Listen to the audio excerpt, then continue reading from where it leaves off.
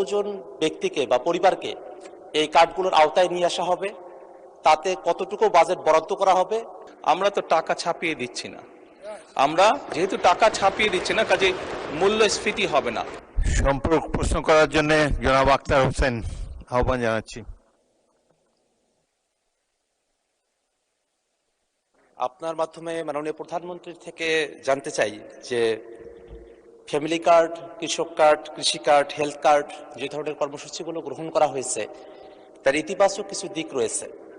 জানার বিষয় হলো যে ঠিক কতজন ব্যক্তিকে বা পরিবারকে এই কার্ডগুলোর আওতায় নিয়ে আসা হবে, তাতে কতটুকু বাজেট বরাদ্দ করা হবে এবং সেই বাজেট বরাদ্দ সমন্বয় করতে গিয়ে মূল্যস্ফীতি, মুদ্রাস্ফীতির মতো পরিবেশ পরিস্থিতি তৈরি হওয়ার মতো পরিস্থিতি তৈরি হয়, সেটার ব্যাপারে সরকারের পরিকল্পনা কি? আপনার মাধ্যমে মাননীয় প্রধানমন্ত্রীর কাছে সে ব্যাপারে জানতে চাই।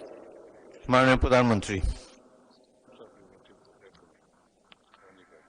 ধন্যবাদ মাননীয় সংসদ সদস্য।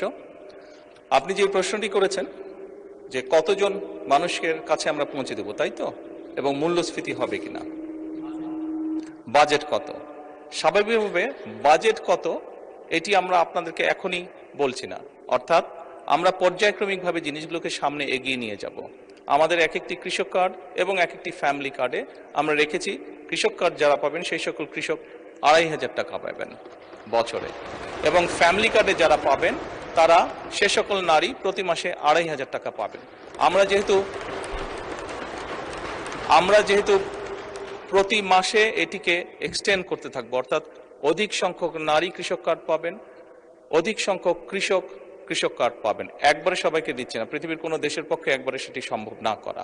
সেই জন্য প্রতি বছরই আমরা বাজেটের স্যাংশন বাড়াবো, প্রতি বছরই বাজেটে আমরা টাকা অ্যালোকেট করব, এভাবে পর্যায়ক্রমিকভাবে ধীরে ধীরে আমরা এগোবো।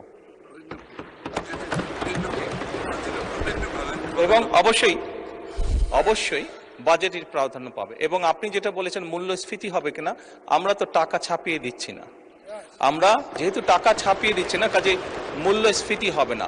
বরং আমরা মনে করি এই টাকাগুলো যখন মার্কেটে যাবে, যারা কৃষক কার্ড পাচ্ছেন সেই সকল কৃষক, যারা প্রান্তিক পর্যায়ে নারীরা যারা পাচ্ছেন টাকা, নিশ্চয়ই তারা সিঙ্গাপুর বা বিভিন্ন দেশে টাকা পাচার করবেন না, সেই টাকা লোকাল অর্থনীতি দিয়ে তারা খরচ করবেন। এবং একজন নারী স্বাভাবিকভাবে সেটি তার সন্তানের লেখাপড়ার পিছে খরচ করবেন, অথবা সেটি তার সন্তান বা পরিবারকে একটু ভালো খাবারের ব্যবস্থা করবেন, অথবা তিনি লোকালি কোনো ছোট ব্যবসা প্রতিষ্ঠান গড়ে তুলবেন। ফলে যেটা হচ্ছে, যেই টাকাটা সরকারের কাছ থেকে তার কাছে যাচ্ছে সেই টাকাটা লোকাল ইকোনমিকে শক্তিশালী করছে, লোকাল ইকোনমিতে সেটি রোটেট করছে। যেমন একজন নারী যখন সেই টাকাটি পাবেন, উনি যদি একটি মুদির দোকানে গিয়ে সদাই করেন, এরকম উনার আশেপাশে যারা সেটি পাবেন, আরও যে সকল পরিবার, আরও যে সকল নারী পাবেন, তারা সকলে যখন ওই মুদির দোকানে যাবেন, স্বাভাবিক সেই মুদির দোকানের সেল বাড়বে। সেই মুদির দোকানে যখন একজন কর্মচারী যদি এখন থেকে থাকে, 1 মাস পরে বা 2 মাস বা 3 মাস পরে সেই মুদির দোকান মালিক দেখবে যে আমার একজন কর্মচারী দিয়ে হচ্ছে না, তখন সে আরেকজন কর্মচারী নিয়োগ করবে। ফলে কি দাঁড়াচ্ছে, কর্মসংস্থান হচ্ছে। এবং সেই কর্মচারী 2 জন বেতন পাবে, তারাও গিয়ে গামছা কিনবে, লুঙ্গি কিনবে, অথবা তার সন্তানের জন্য চিপস কিনবে, অথবা একটা ছোট্ট ফ্রক কিনবে তার মেয়ের জন্য। ফলে লোকাল ইকোনমি আস্তে আস্তে স্ট্রেনদেন হবে, লোকাল ইকোনমি আস্তে আস্তে বড় হবে।